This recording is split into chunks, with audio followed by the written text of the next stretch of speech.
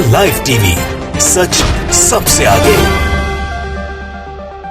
नमस्कार, the live TV देख रहे हैं आप। आपके साथ में हूं आदित्य कुमार।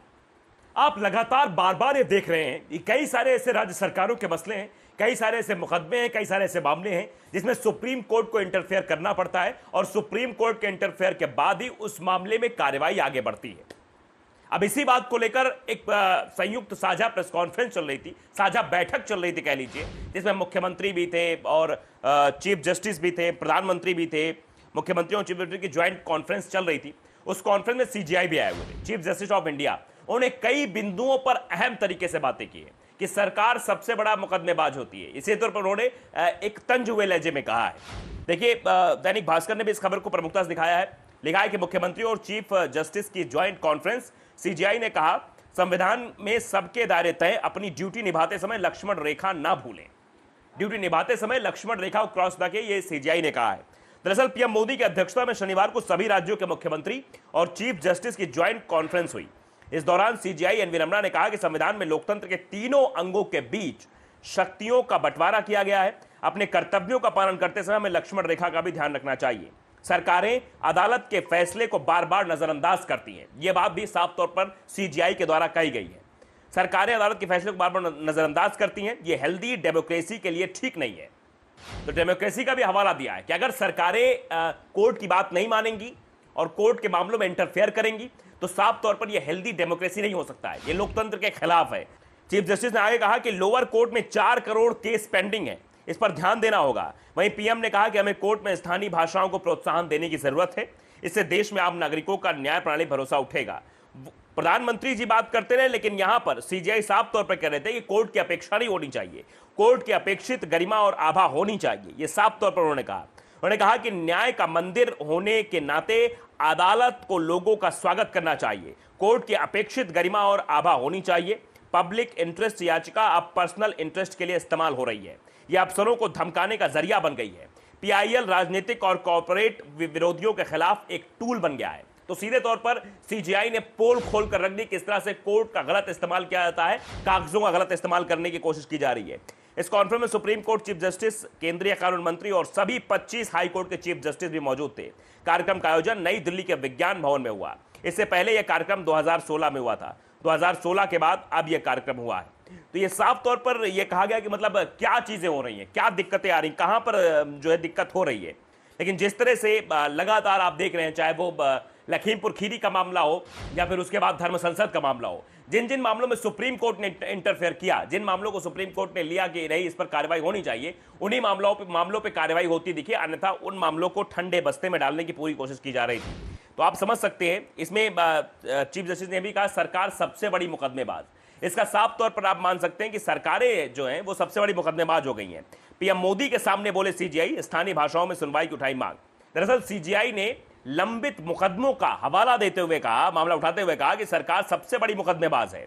कई बार सरकार ही मामलों को जानबूझकर अटकाती है। आप समझिए कि सरकार के ऊपर बहुत बड़ा आरोप लगाया है सीजीआई ने, पोल खोल कर रख दी है कि मामलों को अटकाने की कोशिश सरकार द्वारा की जाती है। सरकार ही सबसे बड़ी मुकदमेबाज है। इससे आप समझ सकते हैं सीजीआई ने पोल खोल कर रखी है। कई बार सरकार ही मामलों को जानबूझकर अटकाती है। उन्होंने कहा कि नीति बनाना हमारा काम नहीं है, लेकिन कोई नागरिक इन मुद्दों को लेकर आता है तो हमें बताना पड़ता है।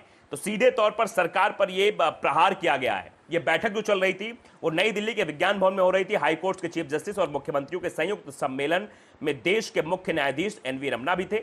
उन्हें हाई कोर्ट में अंग्रेजी के अलावा स्थानीय भाषाओं में सुनवाई की वकालत की है। उन्होंने कहा कि स्थानीय भाषाओं में हाई कोर्ट में सुनवाई हो ताकि न्याय आम जनता को मिले। ये सब बातें भी रखी गई हैं। और साथ ही साथ सीजीआई ने यह भी कहा कि सरकारें देश में सबसे बड़ी मुकदमेबाज है और 50% से ज्यादा मामलों में पक्षकार है। अंदाजा लगाइए कि 50 से ज्यादा ऐसे मामले जिसमें सरकार पक्षकार है, सरकार में पक्षपात करती है।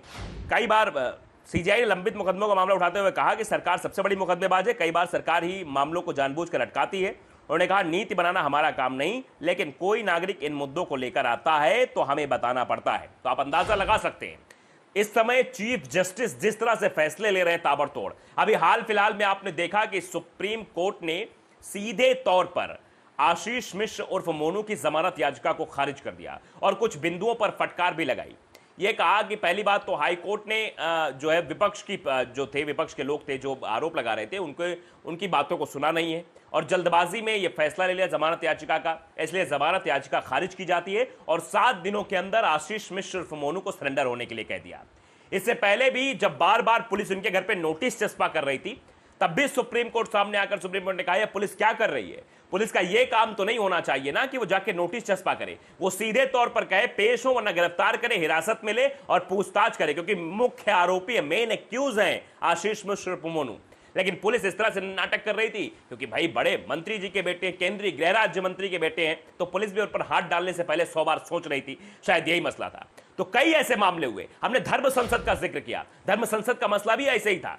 लगातार यति नरसिंहानंद, सरस्वती, कालीचरण जैसे लोग देश के संविधान के बारे में, लोकतंत्र के बारे में, महात्मा गांधी के बारे में उल्टी सीधी बातें, ऊल जलूल की बातें मंच पर आकर कर रहे थे, सोशल मीडिया के माध्यम से आगे कर रहे थे, लेकिन उन पर कोई कार्रवाई नहीं हो रही थी। लोकतंत्र को उन्होंने गाली दी, उन्होंने संविधान को गालियां दी, तरह तरह की बातें की, लेकिन फिर भी उन पर कोई कार्रवाई नहीं हो रही थी। इसके बाद जब सुप्रीम कोर्ट ने इस पूरे मसले को लेकर इंटरफेयर किया, सुप्रीम कोर्ट में जब इस बात को लेकर याचिका भी दायर की गई, सुप्रीम कोर्ट में कहा गया कि सुप्रीम कोर्ट इस बात को देखे, वो सर्वोच्च न्यायालय है, वो समझे कि कालीचरण किस तरह की भाषा बोल रहा है, वो समझे नरसिंहानंद, सरस्वती किस तरह की भाषा बोल रहा है। उसके बाद गिरफ्तारियां शुरू हो गई। सुप्रीम कोर्ट ने जिन जिन मसलों में इंटरफेयर किया उन मसलों पर त्वरित कार्रवाई हुई और सुप्रीम कोर्ट ने कह ही दिया कि 50% से ज्यादा ऐसे मामले हैं जिनकी सरकार पक्षकार है और इसीलिए ये मामले लंबित पड़े रह जाते हैं। इसीलिए इन मामलों पर जो है स्थितियां साफ नहीं हो पाती हैं क्योंकि सरकार ही सबसे बड़ी मुकदमेबाज है। ये बात कहकर वहां पर सरकार को कटघरे में खड़ा करने की कोशिश सीजीआई ने की है। Chief Justice of India NV Ramana ने ये सीधे तौर पर सवाल खड़े किए हैं कि आखिरकार ये क्यों है, क्यों आजकल मामले लंबित पड़ जाते हैं, क्यों सरकार उनकी पक्षकार हो जाती है। अगर सरकार पक्षकार रहेगी तो ऐसे में मामले तो भाई लंबित होते रहेंगे, मामले बढ़ते रहेंगे और कोर्ट में केस पेंडिंग रहेंगे। फिर उनका क्या होगा क्या नहीं होगा ये आप सब जान सकते हैं कि कैसे जो है एक कहावत जो बहुत पुरानी हो जाती है कि कचहरी का काटा कचहरी को भागे, कचहरी में सोए कचहरी में जागे, वो कहावत भी पूरी तरीके से धोती नजर आती है। एक आदमी मुकदमा करता है, उसके बाद वो परेशान रहता है, उसके मुकदमे की तारीख लगती रहती है, लेकिन उसके मुकदमे में जो है वो डिसीजन नहीं सुनाया जाता, मतलब कि भाई ये आप मुकदमा जीत गए, आप हार गए, ऐसा कुछ नहीं होता, ये अटके पड़ जाते हैं। और जैसा कि चीफ जस्टिस ऑफ इंडिया ने कहा कि कई मामलों में 50% से ज्यादा ऐसे मामले हैं जिन मामलों में पक्षकार सरकार हो जाती है। जब मामलों में पक्षकार सरकार हो जाएगी तो सुनिश्चित है कि सरकार पूरी तरीके से जांच को प्रभावित करने की कोशिश करेगी। जैसा कहा जा रहा था,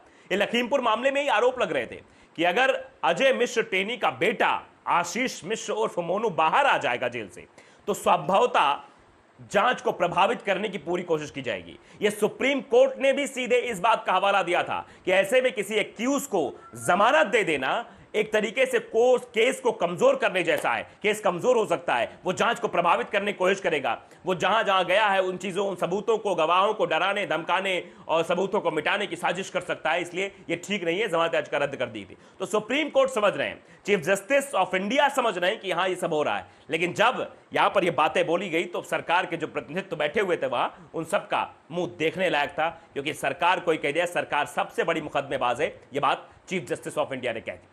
तो द लाइव टीवी अगर आपने सब्सक्राइब नहीं किया, सब्सक्राइब जरूर करिए, बेल आइकन दबाइए ताकि सच खबर आप तक पहुंचती रहे। नमस्कार।